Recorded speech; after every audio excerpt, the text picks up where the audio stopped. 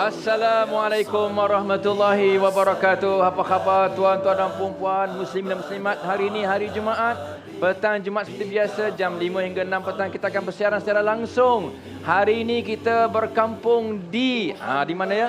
Di Stadium Sultan Muhammad Keempat, Kota Baru, Kelantan, sempena Jom Heboh. Dan hari ini kita bersiaran dari bus Kota Ilmu di Jom Heboh pada petang ini. Dan hari ini puan-puan, hari cukup bertuah.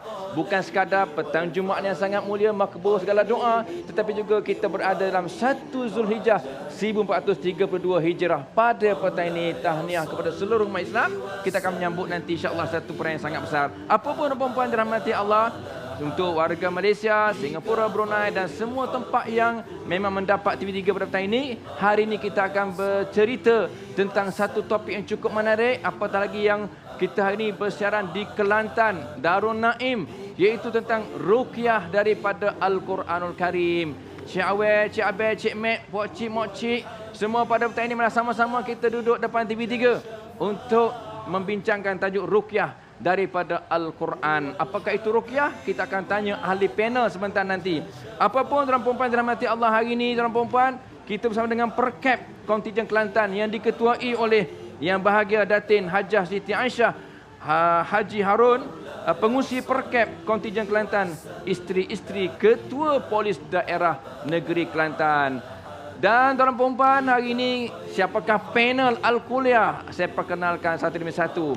Yang pertama ialah Yang Berbahagia Ustaz Ruslan Muhammad, iaitu daripada Akademi Pengajian Islam Universiti Malaya, seorang pensyarah kanan. Assalamualaikum Ustaz. Waalaikumsalam warahmatullahi wabarakatuh. Alhamdulillah. Dan panelis yang kedua gandengan Ustaz Ruslan ialah Yang Berbahagia Ustaz Syarhan Syafi'i, Penasihat Pusat Rawatan Islam Sinar Zamdurrani Sdn Berhad. Assalamualaikum Ustaz. Assalamualaikum warahmatullahi wabarakatuh. Yang uniknya pada petang ini tuan perempuan, kedua-dua ahli panel daripada negeri Kelantan Darul Naim. So kalau mereka bercakap Kelantan pun tidak ada masalah, ya, sebab mereka pernah makan budu. Jadi tuan perempuan, hari ini ruqyah daripada Al-Quran. Saya nak tanya kepada Yang Bahagia Ustaz Ruslan Muhammad lah tentang ruqyah ini. Sebut ruqyah ni Ustaz, saya barangkali ada setengah orang, apa itu ruqyah lah, ya. Kalau ruqyah tahu, masuk Kelantan ruqyah lah, ruqyah ataupun qiyah. Apa itu ruqyah daripada Al-Quran Ustaz? Sila Ustaz ceritakan. Assalamualaikum warahmatullahi wabarakatuh. Alhamdulillahi rabbil alamin. Wassalatu wassalamu ala rasulil amin wa ala alihi wa sahbihi ajma'in, amma ba'd. Yang berbahagia saudara saya pengacara Ustaz Fauzi Mustafa, rakan bicara warna petang ini Al-Fadhil Ustaz Syarhan Syafi'i, seterusnya sidang penonton di rumah, di hadapan saya di perkarangan Stadium Sultan Muhammad Keempat, Kota Baru, Kelantan. Alhamdulillah, bicara kita petang ini satu bicara yang penting sebenarnya. Ini satu lambang yang penting kerana sifat Al-Quran sifat yang indah. Allah berfirman dalam surah Al-Isra ayat 82, "Wa nunazzilu minal Qur'ani ma huwa shifaa'un wa rahmatun lil mu'minin." Yang bermaksud, dan demi sesungguhnya kami telah menurunkan daripada Al-Quran itu satu ubat yang paling mujarab, ubat yang paling terbaik, ubat yang paling konsisten. Di samping pada masa sama Al-Quran sifatnya sebagai pembawa ketenangan, keselamatan, keamanan dan kerahmatan. Itulah sifat Al-Quranul Karim. Dikalau itulah sifat Al-Quranul Karim, ayat-ayatnya tuan-tuan, maka pastilah Al-Quran penyembuh yang paling mujarab. Tak ada lagi satu ayat lebih mujarab untuk kita merawat sebarang penyakit, hatta penyakit fizikal pun, termasuk apalagi penyakit hati, jiwa dalaman kita. Jadi kita bercakap ini tentang ruqyah Ustaz, ya, bukan ruqayah. Ruqayah itu nama orang. Ruqyah suatu perkataan yang datang daripada bahasa Arab, iaitulah ruqa, yang jamaknya ruqa. Baik tuan-tuan, dalam konteks ajaran Islam kita, ruqyah ini kalau diterjemah dalam bahasa mudahnya ialah jampi ataupun mantra. Jampi ataupun mantra, arti sesuatu yang dibaca, yang dilafaz, yang diucap. Bukan setakat itu, mungkin disapu-sapu. Mungkin Ustaz Fauzi ada masalah sakit, tak ada sakit. Tapi sekurang-kurang ada sakit contohnya. Maka saya baca satu ayat, saya baca kemudian saya sapu-sapu di tempat yang sakit. Itu namakan ruqyah. Persoalan sekarangnya ialah, ruqyah ni apakah diharuskan dalam Islam? Balik kepada agama kita, Rasulullah SAW memang telah menunjukkan satu jalan kepada kita, bahawa ruqyah pada asalnya harus dalam syariat Allah. Tetapi kalau tak kena cara maka jadi haram. Boleh kepada syirik. Tapi asal ruqyah ini dibolehkan dalam Islam. Bahkan kalangan ulama-ulama kita yang mu'tabar. Umpama sebagai contohnya, kita ambil pandangan yang dikemukakan oleh seorang alim besar kita bernama Al-Hafidh Ibn Hajar Al-Asqalani, menyatakan bahawa ruqyah boleh dan memang wajar diamalkan jika menepati 3 syarat. Menepati 3 syarat. Yang pertama, dilakukan dengan melalui ayat-ayat Allah Subhanahu wa taala. Ayat Al-Quran ataupun dibacakan nama-nama Allah. Ya Halim, Ya Ghafar, Ya Sattar, Ya Rahim. Ataupun sifat-sifat Allah. Allah sifatnya Maha Pengasih, Maha Penyayang, Maha Berkuasa, Al-Qadir, Al-Alim. Maknanya, selagi mana dibacakan nama-nama Allah dengan ayat-ayatnya, dibolehkan. Ayatnya banyaklah. Quran kita 6,000 lebih ayat surah, boleh dibaca. Adapun syarat yang keduanya ialah, dalam hal ini saya nak sebut kepada tuan-tuan bahawa Imam Syafi'i kita, Imam mazhab kita, pernah ditanya oleh Rabi' rahimahullah, seorang anak muridnya, bagaimana pandangan tuan guru tentang ruqyah ini, iaitu jampi mentera berasaskan Quran. Kata Imam Syafi'i, tidak mengapa dilakukan ruqyah dengan menerusi kitab-kitab Allah, ayat-ayat Allah, atau sesuatu yang berbentuk zikir kepada Allah Subhanahu wa taala. Jadi ulama besar semacam Imam Syafi'i membenarkan. Yang keduanya, Imam Nawawi pun kata demikian. Imam Nawawi, seorang alim besar daripada Syafi'i juga, menyatakan bahawa adapun ruqyah ia dilakukan dengan menggunakan perintah Allah, ayat Allah, maka ia tidak dilarang sama sekali, bahkan ia satu yang amat baik untuk diamalkan. Itu syarat pertama. Syarat pertama, tuan-tuan, ialah dengan menggunakan ayat-ayat Allah. Jadi secara logiknya, kalau dah merapu jembalang tanah, jembalang angin, maka confirm ia tertolak secara langsung daripada apa yang diajar oleh agama. Syarat yang kedua, Ustaz Fauzi, ada 3 syarat. Syarat yang keduanya ialah diucapkan dengan menggunakan bahasa Arab. Bahasa Arab dengan maknanya sekali. Dan tidak menggunakan lafaz-lafaz yang tak difahami ataupun dengan bacaan-bacaan mentera yang karut-marut. Jadi maknanya, mempertahankan bahasa Arab dalam jampi ini sesuatu yang dituntut agama. Al-Imam Al-Khattabi, seorang alim besar, pernah berkata bahawa adalah makruh, bahkan boleh membawa kepada haram kalau digunakan perkataan lain pada bahasa Arab dalam jampi mentera itu. Ini pandangan Al-Khattabi kerana kebimbangannya, kata dia, boleh membawa kepada kekufuran. Itu syarat kedua. Syarat ketiganya ialah dengan kita meyakini bahawa ruqyah itu bukanlah segala-galanya, tetapi Allah segala-galanya. Kita hanya melalui perantara. Itu kena faham. Jangan pula sampai kerana ruqyah itu, kerana ruqyah lah saya selamat dan baik. Jadi tuan-tuan, hasilnya sekarang ini kepada kita bahawa ruqyah itu memang baik dan wajib diamalkan, cuma dalam kerangka yang diizinkan agama. Wallahu alam. Okey, terima kasih yang bagi Ustaz Roslan. Itulah 3 syarat yang paling utama supaya jampi mentera itu selaras dengan hukum syarak. Kalau tidak terpakai, tidak boleh digunakan. Ustaz syarahan, semua orang kenal Ustaz. Malah bukan kata di Malaysia, di luar negara pun kenal Ustaz. Duduk jampi-jampi orang, duduk baca mentera. Ustaz syarahan lah punya kerja antara sebahagian orang lah. Jadi Ustaz, nak jadi macam Ustaz ni, jampi orang senang ke tak senang? Macam mana persiapannya Ustaz? Sebab kadang-kadang, adakah Ustaz ni nak jadi perawat ataupun penjampi orang ni, Ustaz bermula dengan mimpi dulu nampak orang tua pakai jubah putih, hei cucuku. Ataupun Ustaz bertapa dalam gua ke, tak makan apa-apa, makan pasir contoh. Dapat ilmu macam ni. Atau macam mana Ustaz? Silakan. Okey, terima kasih Ustaz Fauzi. Bismillahirrahmanirrahim. Alhamdulillahirabbil alamin. Alhamdulillahil qail wa qul ja'al haqq wa zahaqal batil. Innal batila kana zahuqa. wa nunazzilu minal Qur'ani ma huwa syifaa'un wa rahmatul lil mu'minin. Sadaqallahul azim. Berbalik kepada pertanyaan yang diajukan pengurusi majlis kepada saya pada petang ini, apakah persiapan-persiapan untuk kita menjadi seorang perawat? Bagaimana boleh dikatakan jampi kita itu berkesan? Bagaimana boleh dikatakan jampi kita itu memberi kesan kepada makhluk yang ada dalam tubuh seseorang? Sebenarnya tonggak yang paling utama ialah keikhlasan. Keikhlasan ini adalah merupakan tonggak yang begitu besar di dalam kita menjampi seseorang. Kalau kita jampi orang kaya dengan harapan kita akan dapat duit banyak, mengharapkan pemberian manusia tidak pemberian Allah, jangan sekali-kali. Kalau kita jampi perempuan cantik dengan harapan sembuh akan kahwin dengan kita, dia tak akan jadi. Jadi kesimpulannya, Allah Subhanahu wa taala ada menyebut dalam Al-Quranul Karim, wa ma umiru illa liya'budullaha mukhlishina lahuddin. Itu yang pertama, ikhlas. Tanya makna saya nak bagi tahu. Yang kedua, bagaimana persiapan kita? Kita kena belajar ilmu ni. Sebab ilmu tanpa kita belajar, kita baca buku untuk merawat, malam syaikhul lahu fasyaitanu syaikhul lah. Barang siapa yang baca buku tak ada tok guru dia, maka iblislah tok guru dia. Jadi alhamdulillah kita talaqi, kita terima sanad ilmu perubatan ini, alhamdulillah.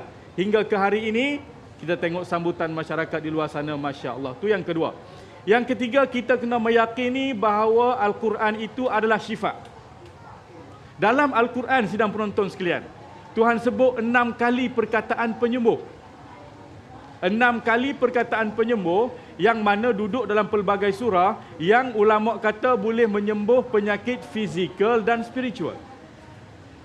Bagaimana Tuhan menyebut dalam satu ayat, wa yashfi sudura qaumin mu'minin wa idza maritu fahuwa yashfin wa in yamsaskallahu bidurrin fala kashifa lahu illa hu qul huwa lil ladzina amanu hudan wa shifa. Ayat-ayat ini semua sidang penonton boleh menjadi ubat yang begitu mujarab kepada kita, boleh menyembuhkan penyakit kita.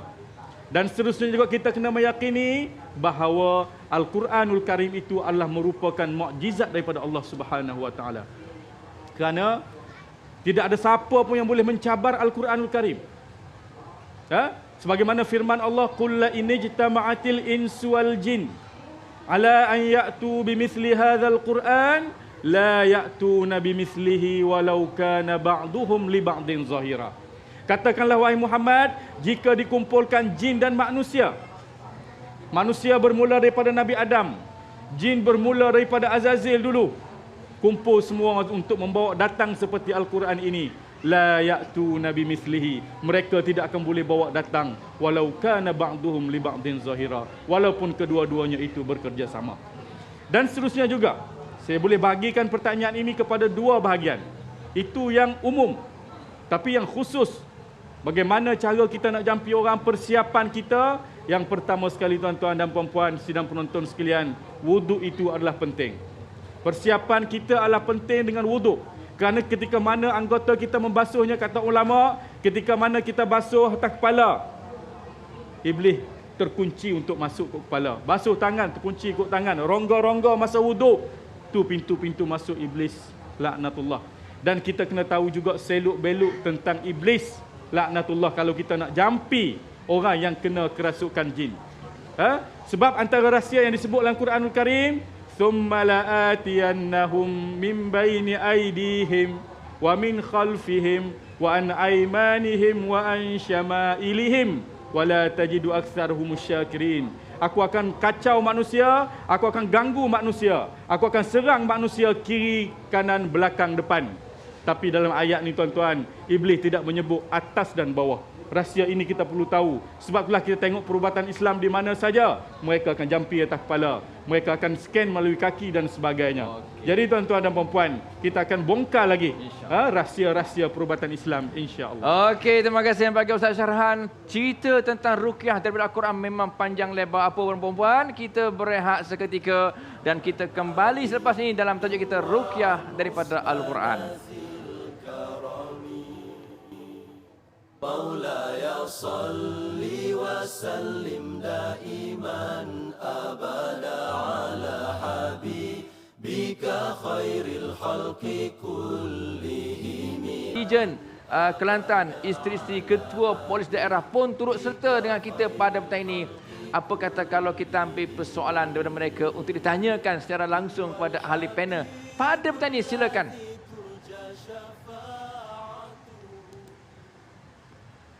Sila. Bismillahirrahmanirrahim. Assalamualaikum Ustaz. Waalaikumsalam. Saya wakil wanita-wanita di sini ingin mengajukan satu soalan.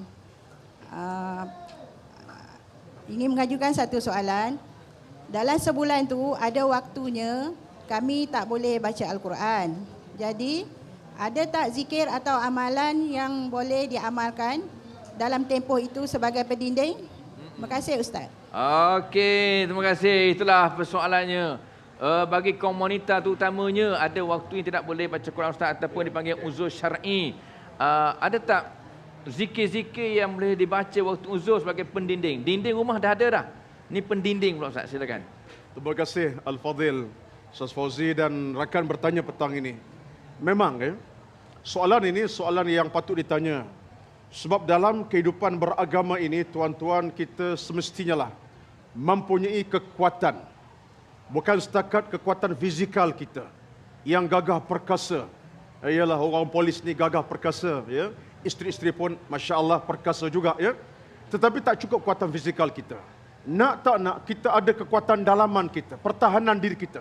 Kerana kita kena ingat, dalam hidup kita ni tuan-tuan, gangguan syaitan bukan 10 jam, 24 jam. Inna syaitana yajri majra dami bani Adam. Nabi bersabda, syaitan berlari dalam darah kita setiap saat ketika. Datang gangguan. Persoalannya ialah, apakah dalam suasana kadang-kadang wanita ni adalah masalahnya? Dalam solat ada hari mereka tak boleh nak solat, tak boleh baca Quran. Adakah tidak amal-amalan? Subhanallah. Apa pun keadaan tuan-tuan, selagi mana ianya berasas kepada zikir, tasbih, tahmid, silakanlah. Tak salah kita baca Subhanallah, Allahu Akbar, Walhamdulillah, Astagfirullah beberapa kali, ribuan sekalipun. Itu pendinding kita yang paling utama. Saya tertarik dengan satu pandangan yang dibawakan oleh Imam An-Nawawi dalam kitabnya Al-Azkar An-Nawawiyah. Merakamkan bahawa ada satu zikir yang boleh dibaca hatta orang tak sembahyang pun baca. Tak sembahyang bukan tak sembahyang tu sengaja, kerana uzur, macam perempuan. Antara doa itu berzikir itulah Bismillahilladzi la yadurru ma'asmihi syai'un fil ardi wala fis sama' wa huwas sami'ul alim. Zikir ni kata Imam Nawawi adalah merupakan kemuncak pelindung daripada gangguan hantu syaitan, iblis dan semua gangguan-gangguan yang akan masuk dalam jantung kita. Maknanya tuan-tuan, puan-puan, kalau kita tak dapat baca Quran, bacalah zikir-zikir tadi, termasuk doa tadi. Ataupun apa sahaja zikir, Subhanallah, dan apa saja yang dikatakan nama-nama Allah, tak salah. Ya Hayyu, Ya Qayyum, Ya Latif, Ya Khabir, tengah-tengah masak, kerana tak boleh semayang itu, tengah masuk garam, lebih sikit, Ya Allah, kurang ke zikir itu. Ataupun tengah masak, Ya Hayyu, Ya Qayyum, Ya Latif. Kadang-kadang benda macam bukan tak boleh buat, tapi kita hilang kekuatan. Seolah kita merasakan tanpa tak boleh semayang itu, maka tak boleh nak kata apa. Tak. Zikir-zikir boleh dibaca, walaupun tanpa wudu. Hatta orang yang tak bersolat kerana uzur tadi, silakanlah. Terutama yang tadi. Ini amanah ilmu. Imam Nawawi kata bahawa ini antara kepala zikir yang paling penting. Bismillahilladzi la yadurru ma'asmihi syai'un fil ardi wala fis sama' wa huwas samiul alim. Baca dan terus baca insya-Allah. Wallahu a'lam bishawab. Okey, terima kasih Ustaz. Itulah tuan puan-puan, zikir ini dikatakan boleh memberi kepanasan kepada iblis ataupun syaitan yang ada dalam badan manusia. Apapun, kita ambil lagi soalan kedua daripada Perkap. Silakan. Bismillahirrahmanirrahim. Assalamualaikum Ustaz. Waalaikumsalam. Saya nak tahu, ada tak surah atau ayat selain dari Ayatul Kursi untuk pembakar syaitan? Okey, dia dah habis bakar kuih nak bakar syaitan pula. Jadi kita tanyalah pembakar syaitan dia, Ustaz Syarhan Syafi'i. Silakan Ustaz, kalau ada surah-surah lain untuk membakar syaitan, silakan. Okey, satu persoalan yang cukup bagus Ustaz Fauzi. bagaimana caranya untuk kita menyahkan syaitan daripada tubuh kita. Sebenarnya alhamdulillah kita umat Islam dibekalkan oleh Allah Subhanahu Wa Taala dengan wahyu Allah, mukjizat kepada Nabi Muhammad sallallahu alaihi wasallam, iaitu Al-Quran. Kata ulama, man qala bihi sadaq.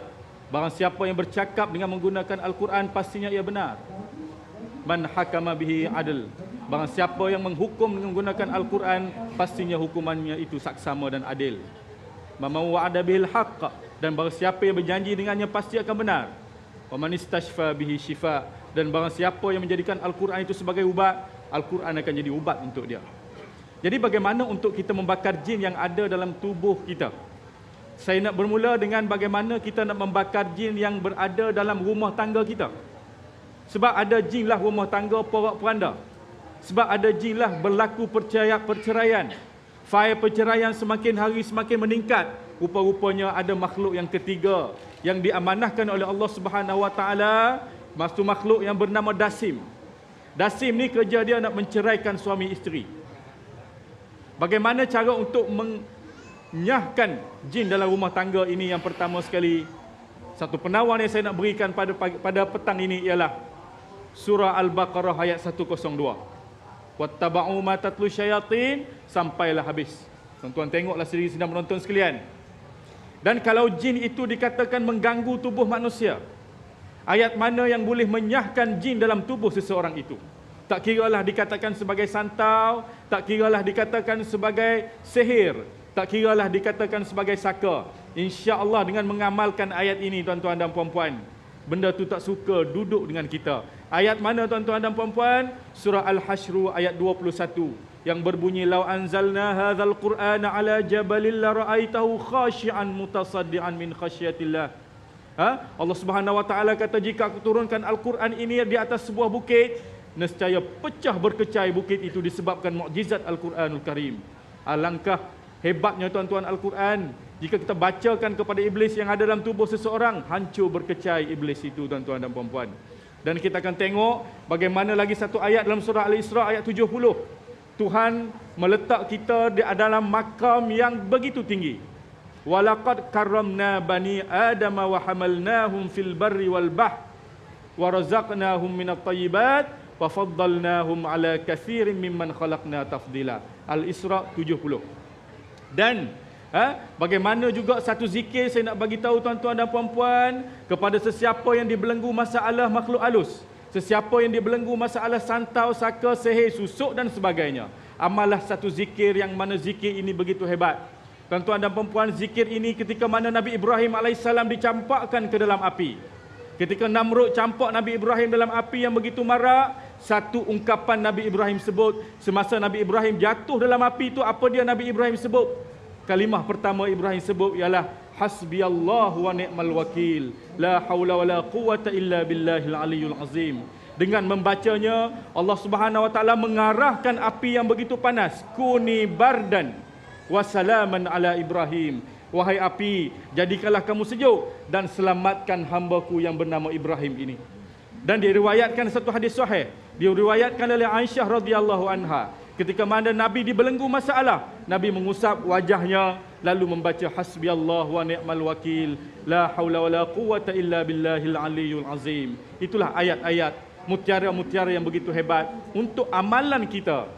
Bagaimana kita nak menyahkan gangguan makhluk halus dalam tubuh kita, dulu, kini dan selamanya. Okey, terima kasih Ustaz Syarahan. Itulah perempuan beberapa saja yang sempat diberikan pada petang ini. Alhamdulillah, saya nampak ada muslimat kita, perket kita yang cantik. Alhamdulillah, bagus. Ini bagus. Di rumah pun cantik juga.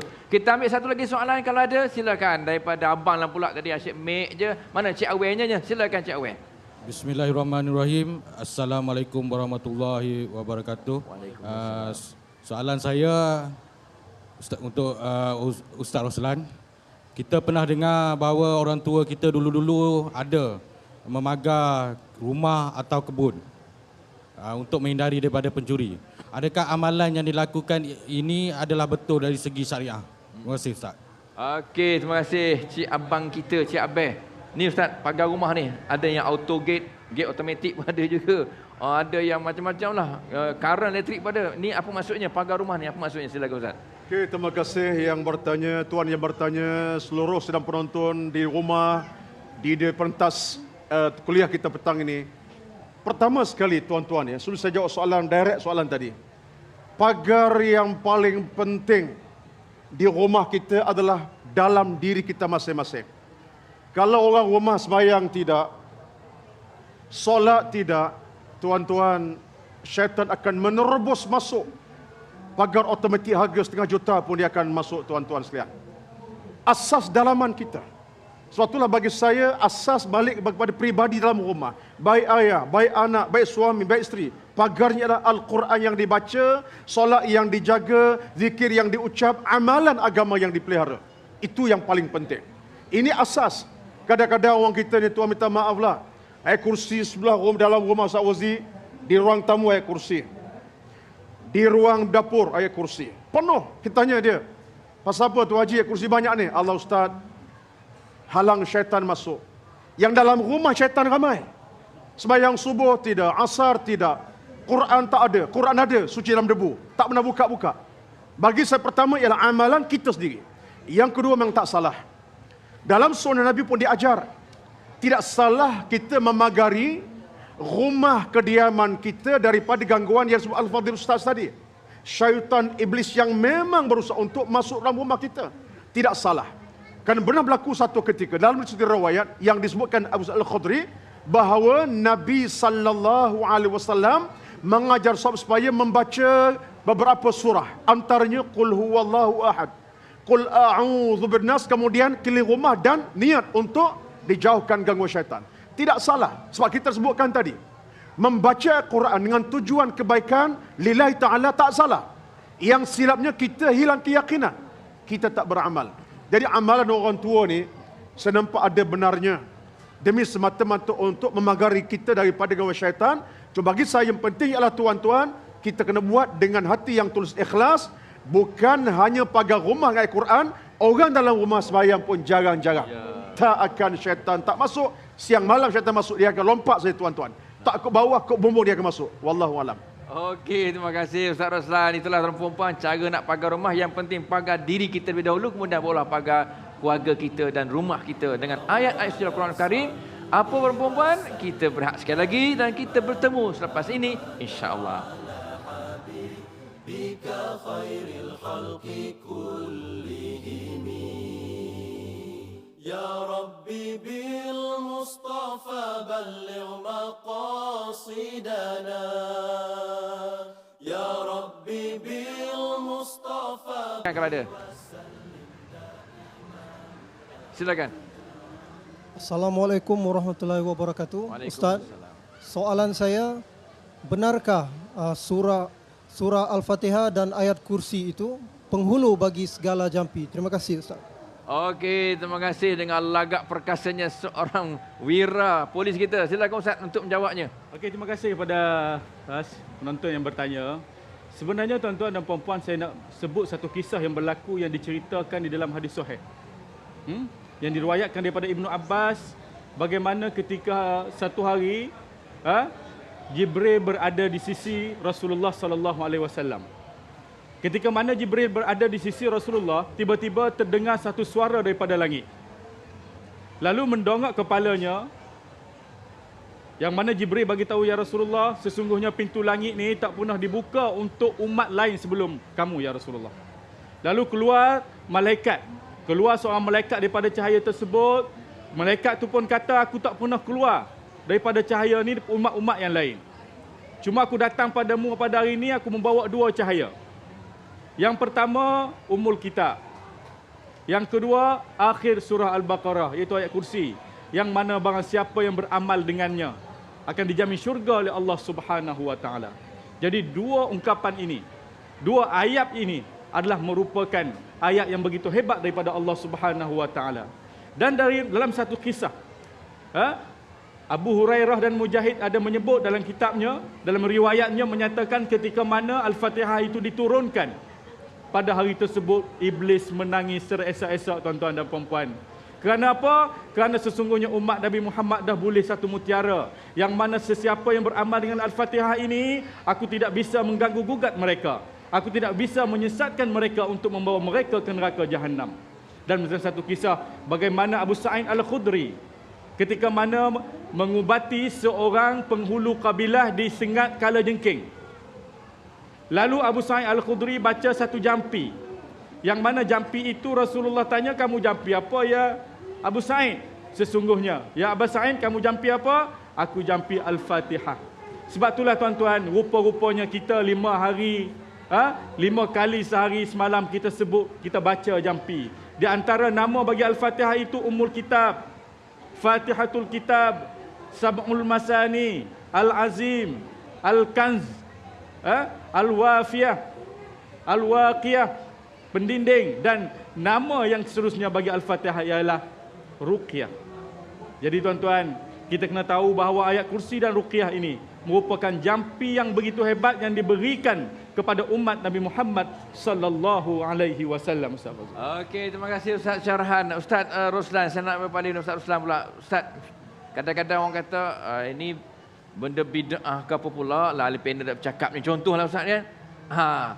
Kita cerita Ustaz cerita, ada tak Nabi pernah jampi orang ke, mentera orang ke? Ada tak Nabi pernah berobat orang? Contohlah. Silakan Ustaz kalau ada. Terima kasih Ustaz Fauzi, tuan-tuan sedang penonton di rumah dan di perkarangan stadium petang ini. Tuan-tuan sekalian, thabit dalam perbincangan alim ulama dalam akidah, Ibn Taymiyah merakamkan, Ibn Al-Qayyim menjelaskan, dan ramai ulama muktabar menyatakan, waqad thabata anna Rasulullah sallallahu alaihi wasallam raqa nafsahu wa raqa ghairahu wa bal thabata an ruqya aidan wa qaraqahu Jibril wa raqatu Aisyah. Ini kata-kata ulama. Ini bukan sembarang bicara. Ulama yang kaji, yang tulis, kata mereka telah terbukti bahawa Nabi pernah meruqyahkan dirinya, menjampikan dirinya. Kadang-kadang dijampikan orang lain. Kadang-kadang dia Nabi SAW dijampi oleh Jibril dan dijampi oleh isteri Aisyah radhiyallahu anha. Tengok tuan-tuan. Kalau kita semak dan selak dalam fakta sejarah dan sirah, termasuk hadis Nabi, terbukti banyak cerita-cerita. Boleh saya rakam kepada tuan-tuan dalam 2-3 cerita. Masa tidak panjang, tak madai. Yang pertama, Aisyah menyatakan bahawa adalah Nabi sallallahu alaihi wasallam pernah sakit mata. Nabi sakit mata. Maka Nabi mengadu kepada Jibril alaihi salatu wassalam. Datang Jibril telah menjampikan Rasulullah dengan katanya, Bismillahi yubrik wa min kulli da'in yashfik. Jibril kata, demi Allah, Allah akan sembuhkan penyakit kamu. Sembuh tuan-tuan. Riwayat yang lain disebut daripada Abbas berkata bahawa Nabi SAW pernah jampikan Hasan Hussein cucu baginda yang sakit tiba-tiba. Nabi baca satu doa. Antara doa Nabi baca kepada Hasan Hussein, A'udzu bikalimatillahi tammati min kulli syaitanin marid. Tuan-tuan, Nabi berdoa, ya Allah, aku minta pelindung, syaitan boleh mengganggu cucuku ini. Tuan-tuan, termasuklah satu ketika yang lain. Ini hadis-hadis. Riwayat Bukharinya, Muslimnya, termasuk riwayat yang satu lagi Muslim berkata, Aisyah menceritakan, Nabi nak tidur malam di tempat tidur. Aisyah tengok Nabi nak tidur. Ini tidak kita tuan lena dah. Isteri kata tak tahu suami tidur masa mana. Lena terus. Aisyah tengok Nabi. Nabi angkat tangannya. Dibacakan beberapa ayat Al-Quran. Di antaranya ialah Qul Wallahu Ahad. 3 qul itulah. Dibaca, Nabi pun sapu di tangannya. Diludah ke tangan, dirautkan muka. Amalan ini berterusan, kata Aisyah. Jadi tuan-tuan, apa lagi hujah kita? Artinya, menjampikan diri sendiri ini amalan yang dilakukan Nabi SAW. Sebab itulah maka ianya amalan yang disyar'ikan oleh agama kita. Wallahu alam. Alhamdulillah, artinya sunnah, bukan bid'ah, sunnah yang memang sahih daripada Nabi SAW. Apa pun perempuan, kita berehat lagi, ya, jangan ke mana-mana. Kita jumpa selepas ini dengan tajuk Ruqyah daripada Al-Quran. Muhammadun sayyidul kaunaini wathaqalain. Muhammadun sayyidul kaunaini wathaqalaini wal fariqain. القين من عرب ومن Selamat keempat, Kota Baru Kelantan. Apapun kita teruskan dengan tajuk kita Ruqyah daripada Al-Quran untuk kita semua jampi diri kita, keluarga kita. Nak tanya Ustaz satu je, Ustaz Syarhan ya. Di Kelantan, Ustaz, di Kelantan. Bukan sekadar terkenal dengan budunya. Bukan sekadar terkenal dengan apa lagi? Nasi dagingnya. Nasi apa? Kerabu. Tapi terkenal dengan main terinya. Bukan menteri. Menteri lain, main teri. Bermain puteri ke apa, saya tak tahulah Ustaz. Mungkin Ustaz ceritalah, main puteri ke, orang kata menurung pun ia juga, bagih pun ia juga, tak tahu masa tu betul. Silakan Ustaz cerita apa hukumnya. Okey, Sahabat Fauzi, terima kasih. Apabila kita berjum heboh di Kelantan ini, satu permainan tradisional yang merupakan satu rawatan untuk penyakit-penyakit orang yang dahululah. Sekarang ni pun masih ada, tapi tak banyak. Bagaimana satu upacara main puteri ni, peteri ni, main makyung. Kita tengok dalam permainan tersebut, rupa-rupanya di sana ada jampi-jampi. Yang mana kita tengok jampi-jampi itu memanggil nama-nama tertentu, mengundang nama-nama yang kita tidak tahu nama itu daripada mana. Dan ini sudah bertentangan dengan hadis Rasulullah sallallahu alaihi wasallam. Sebab satu hari Nabi tengok sahabatnya dijampi, lalu Nabi tanya, "A'ridu alayya ruqakum fa illam takun syirkun fala ba's." Kamu baca jampi itu depan aku, kalau tak ada unsur-unsur syirik maka silakanlah. Jadi tuan-tuan dan puan-puan, kita tengok dalam pemujaan tersebut meminta-minta kesembuhan bukan daripada Allah Subhanahu wa taala, malah daripada dewa tu dewa ni, malah daripada jembalang tu jembalang ini, yang mana akhirnya mereka akan jauh meninggalkan Allah Subhanahu wa taala. Sebab Tuhan sebut dalam Al-Quran surah Al-Jin ayat 6. Bagaimana Tuhan nyatakan, wa annahu kana rijalun minal ins ya'udzuna bi rijalin minal jin fazaduhum rahaqa. Ada beberapa orang di kalangan lelaki manusia ataupun perempuan yang mengambil jin sebagai khadam mereka. Lalu akhirnya jin tersebut memberi mereka kesesatan. Jadi kepada mereka yang masih mempercayai permainan tradisional puteri makyung, bagih dan sebagainya, kembalilah ke pangkal jalan. Sementara umur kita saki-baki, umur kita masih ada, bertaubatlah kita. Tuhan tak heran dengan dosa yang kita lakukan, main puteri apa yang kita lakukan, tapi Tuhan heran dengan kita, mengapa kita tak mau taubat kepada Allah Subhanahu wa taala. Jadi tuan-tuan, kembali ke pangkal jalan, gunakan jampi yang hebat, iaitu ruqyah Al-Quranul Karim. Gunakan jampi yang hebat, iaitu daripada hadis Rasulullah sallallahu alaihi wasallam, wa in yamsaskallahu bidurrin fala kashifalahu illahu. Tuhan kata, jika aku uji sesuatu kamu dengan sesuatu penyakit, maka tak ada orang lain boleh tarik balik kecuali aku, kata Allah. Jadi dalam kita berikhtiar, kita orang sakit di rumah, wajib bagi kita berikhtiar, haram bagi kita tak berikhtiar. Aku tawakal, Tuhan nak sembuh kau tak sembuh, tapi kita tak berikhtiar. Ikhtiar dalam arti kata dua cabang, pergi hospital pun tak apa, pergi rawatan alternatif yang berlandaskan Al-Quran dan Sunnah. InsyaAllah kita akan temui kesembuhan. Kalau tak sembuh pun tuan-tuan, berubat dengan ayat Quran ni, yang pasti kita akan mendapat pahala daripada Allah Subhanahu wa taala. Terima kasih Ustaz Syarhan. Apa pun mungkin ada yang sedang nak bertaubat Ustaz. Nak bertaubat sekarang dan sedang beramal ilmu-ilmu tentang jampi-jampi yang mengarut katakanlah. Boleh tak Ustaz ceritakan apakah ciri-ciri jampi itu mengarut? Kita nak tahu juga. Dah mengarut kita pun tinggal bertaubat kepada Allah Taala. Silakan Ustaz, apa ciri-cirinya? Okay. Terima kasih Ustaz Fauzi, rakan panel petang ini Ustaz Syarhan, tuan-tuan dan puan-puan semua. Kita bercakap hari ini tentang isu akidah. Ini isu keimanan. Kita tidak nak kita tergendala hidup kerana syirik kepada Allah Subhanahu wa taala.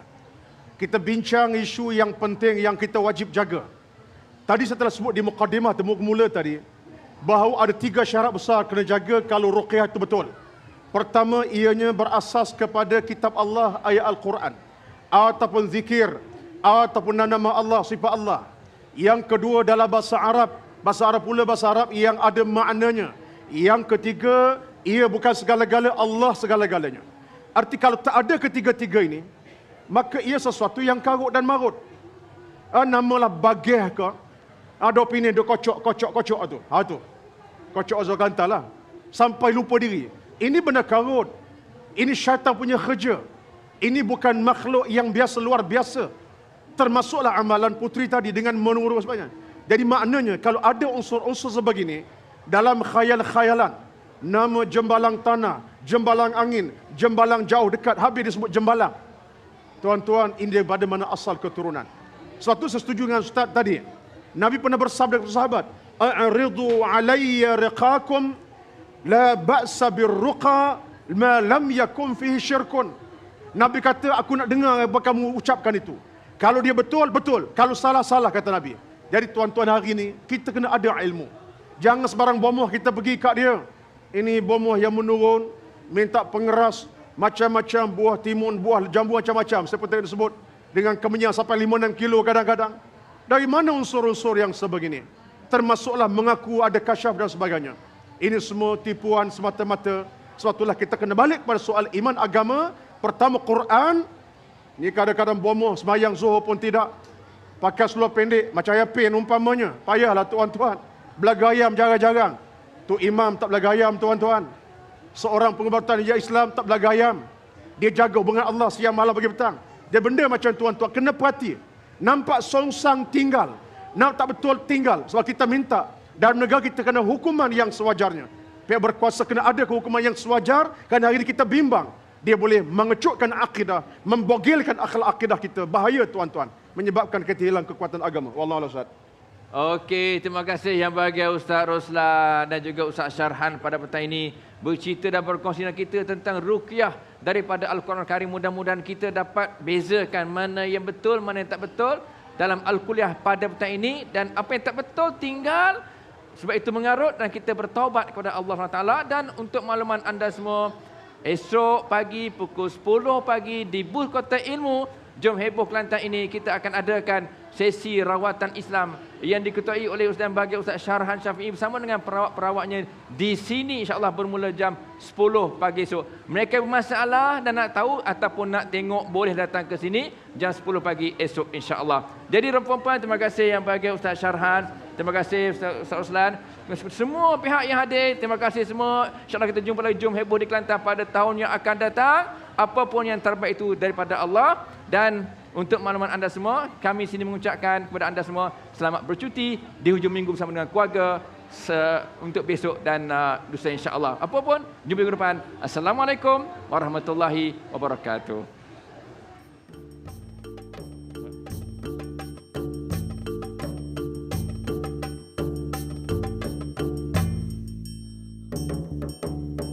Tanpa agama manusia binasa, tanpa ilmu manusia buta, tanpa iman manusia sengsara, tanpa ukhuwah manusia tersiksa, tanpa ukhuwah manusia tersiksa, tanpa agama manusia binasa, tanpa ilmu manusia buta, tanpa iman manusia sengsara, tanpa ukhuwah manusia tersiksa.